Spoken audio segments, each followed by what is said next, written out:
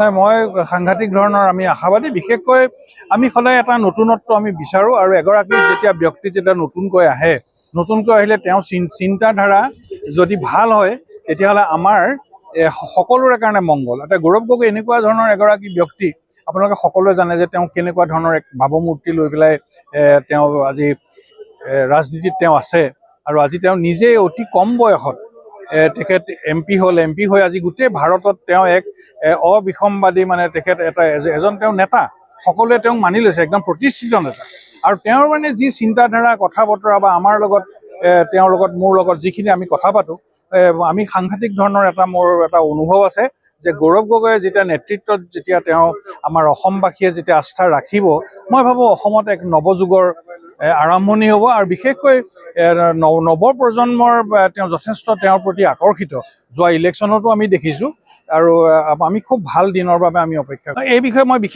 মই ইলাবৰেট কৰিব মই খোজা নাই, সময়ে যেনেকৈ যি খোজ দিব তেনেকৈ ধৰণে আপোনালোকে সকলো গম পাব। নাই এই বিষয়ত মোৰ ক'বলগীয়া তেনেকৈ একো নাই, কাৰণ মই আপোনালোকে সকলোৱে জানে কি উত্তৰ ওলাব আৰু আপোনালোকে ঠিক আপোনালোকৰ দৰে আমিও অপেক্ষা কৰিছোঁ কিনো ওলাই চাওঁ।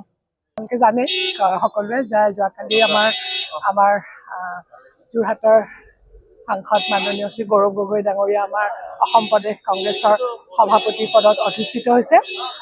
গতিকে আজি সকলোৱে আমি যিহেতু তেখেত সভাপতি পদত অধিষ্ঠিত হৈছে সেইকাৰণে সকলো আজি আমি আহিছোঁ, আহি পেলাই অলপ সকলোৱে মিলি পেলাই চাহ একাপ খাইছোঁ একেলগে, এই কথাখিনিকে আলোচনা কৰিছোঁ, সেইটোৱে ভাল লাগিছে।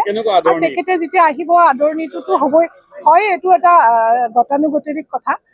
গতিকে আদৰণি আমি আজি তেনেকৈ আদৰণিৰ কাৰণে আমি গোটেই অলপ থুলমূলকৈহে কথা পাতিলোঁ, আমি আকৌ নেক্সট আমি বহিব লাগিব আদৰণিটো।